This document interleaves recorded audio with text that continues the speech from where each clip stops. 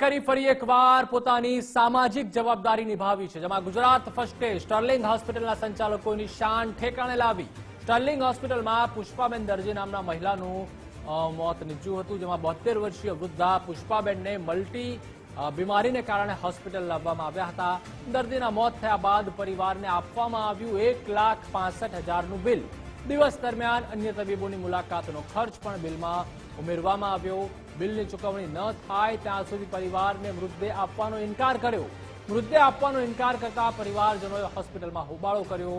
દર્દીનું brain dead થયા બાદ હોસ્પિટલ સાથે અંગદાનની પણ વાતચીત થઈ હતી। જોકે સંચાલકોએ દર્દીનું કોઈ અંગ કામ નહીં આવે તેવું કહીને નવું બિલ આપ્યું।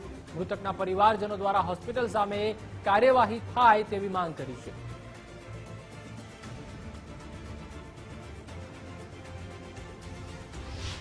તૈયાર થયા ડેડ બોડી લઈને જવા માટે, પણ એ ડેથ સર્ટિફિકેટ આપવા માટે કે વેન્ટિલેટર કાઢવા માટે તૈયાર નથી। તમે કે ઘેર જઈને કાઢજો। જય સોની એ મારા ફેમિલી ડોક્ટર છે, એમણે મને અહીંયા રિફર કર્યો હતો। પછી અમે એવું કહ્યું તમે જય શાહના ત્યાં અમે પાછા રિફર કરીએ છીએ, ત્યાંથી જય શાહ વેન્ટિલેટર હટાવી લેશે અને તમને ત્યાંથી ડેથ સર્ટિફિકેટ આપી દેશે। હું એગ્રી થઈ ગયો।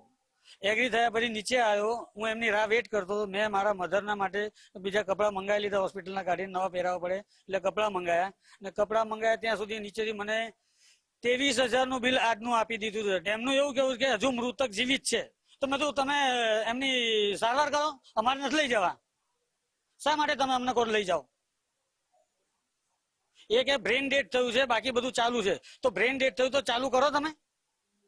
જો તમારે મને મોકલી જ દેવા છે, હું સારવાર કરવા તૈયાર છું, તમે કરો સારવાર, જે બિલ થાય હું ચૂકવવા તૈયાર છું। એક જ માંગ છે, મને ખોટું બિલ કેમ આપ્યું? બરાબર છે। અને ડેથ સર્ટિફિકેટ આપવા ના પાડે છે મને, પહેલા તો કે મારી હોસ્પિટલમાં ડેથ સર્ટિફિકેટ અમે નહીં આપીએ।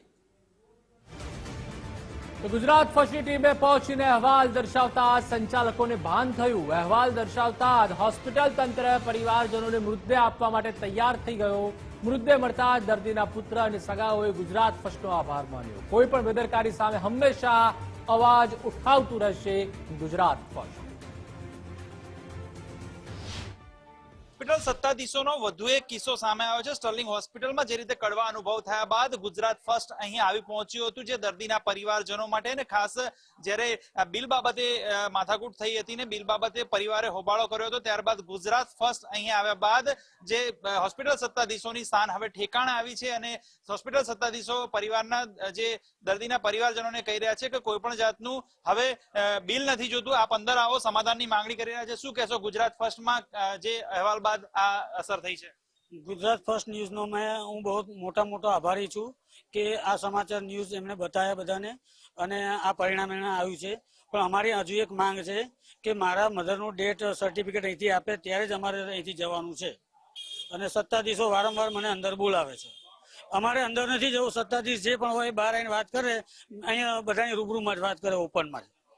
ચોક્કસથી તો હાલ અત્યારે ગુજરાત ફર્સ્ટની ટીમ આવી ત્યારબાદ જે હોસ્પિટલના સત્તાધીશો છે તેમની ક્યાંક ને ક્યાંક શાન ઠેકાણે આવી છે। પરિવારે આક્ષેપ કર્યા છે કે અહીં મહિલાની જે મૃત થયા બાદ, બ્રેન્ડેડ થયા બાદ અંગદાનની વાત કરવામાં આવે છે, અંગદાન પછી ફરી એકવાર નવું બિલ આપવામાં આવે છે, પરંતુ ખાસ ગુજરાત ફર્સ્ટની ટીમ આવીને ગુજરાત ફર્સ્ટની ટીમની સામે જ જ્યારે ઇન્ટરવ્યુ ચાલતું હોય છે ત્યારે જ અંદર જે હોસ્પિટલ પ્રશાસનો આવીને કહી રહ્યા છે કે હવે તમને ડિસ્કાઉન્ટ નહીં પરંતુ કોઈ પણ બિલ ચૂકવવાનું નથી, અંદર આવો અને સમાધાન બેઝ ઉપર વાતચીત કરવાની જે નેમ છે તે અત્યારે હાલ ગુજરાત ફર્સ્ટની ટીમને આભારી છે, અને ગુજરાત ફર્સ્ટની ટીમને આ છે ગુજરાત ફર્સ્ટ, અને આ છે જે લોકો માટે ખાસ સત્યની સાથે અને ગુજરાત ફર્સ્ટની જે આ વાત છે તેને લઈને હાલ પરિવાર આભાર માની રહ્યો છે। કેમેરા પર્સન વિજય પરમાર સાથે સચિન કડિયા, ગુજરાત ફર્સ્ટ, અમદાવાદ।